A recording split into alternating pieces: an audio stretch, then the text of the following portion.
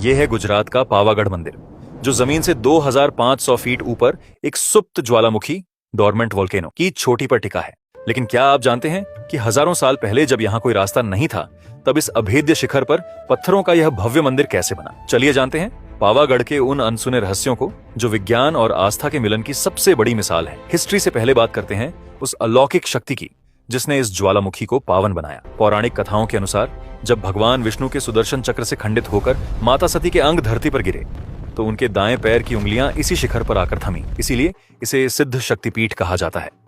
लेकिन रहस्य इसके नाम में भी है। पावागढ़ यानी वो किला जहां पावा यानी हवा का वास हो। प्राचीन मान्यता है कि यहाँ की आध्यात्मिक ऊर्जा इतनी तीव्र थी कि यह पहाड़ का शिखर हवा में तैरता हुआ महसूस होता था। आज का विज्ञान इसे इस सुप्त ज्वालामुखी की विशेष मैग्नेटिक एनर्जी और जियोलॉजिकल स्टेबिलिटी का चमत्कार मानता है। अब जरा यहाँ की इंजीनियरिंग देखिए। प्राचीन काल में जब कोई क्रेन या लिफ्ट नहीं थी, तब चौहान राजाओं ने विशाल पत्थरों को इस दुर्गम चोटी तक पहुंचाया कैसे? यहाँ इस्तेमाल हुई इंटरलैकिंग स्टोन टेक्निक, यानी पत्थरों को बिना किसी सीमेंट या चूने के एक दूसरे में खांचे बनाकर फिट किया गया। ज्वालामुखी की सख्त बेसाल्ट चट्टानों को काटकर नींव ऐसे रखी गई कि सदियों के भूकंप और तूफान भी इसे हिला नहीं पाए। यह रॉक कट इंजीनियरिंग आज के इंजीनियर्स को भी सोचने पर मजबूर कर देती है। आज के दौर में यहाँ जो हुआ वो किसी चमत्कार से कम नहीं। मंदिर की चोटी पर जगह इतनी कम थी कि भगदड़ का खतरा रहता था। आधुनिक इंजीनियर्स ने बिना ब्लास्ट किए, ताकि पहाड़ को नुकसान न हो, भारी मशीनों को हेलीकॉप्टर और रोपवे के जरिए ऊपर पहुंचाया। आरसीसी कैंटिलीवर स्ट्रक्चर्स का इस्तेमाल करके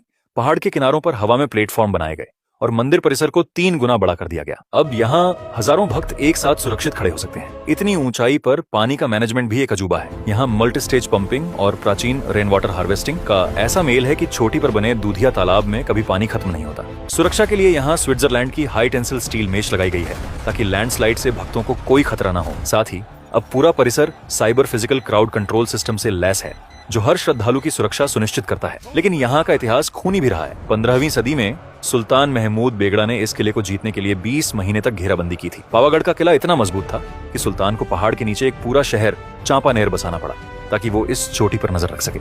इसी युद्ध के दौरान मंदिर के शिखर को नुकसान पहुंचा और लगभग 500 सालों तक यहाँ धर्म की ध्वजा नहीं फहराई जा सकी। ये सिर्फ एक मंदिर नहीं, एक ऐसा अजेय किला जिसे जीतना नामुमकिन माना जाता था। पावागढ़ हमें सिखाता है कि जब हमारी प्राचीन आस्था और आधुनिक विज्ञान हाथ मिलाते हैं, तो वो नामुमकिन को भी मुमकिन बना देते हैं। 500 साल बाद शिखर पर लहराती यह स्वर्ण ध्वजा हमारी अटूट विरासत की जीत है। क्या आप भी इस चमत्कार को अपनी आंखों से देखना चाहते हैं? कमेंट में जय महाकाली जरूर लिखें और ऐसी ही इंजीनियरिंग हिस्ट्री के लिए सब्सक्राइब करना ना भूलें।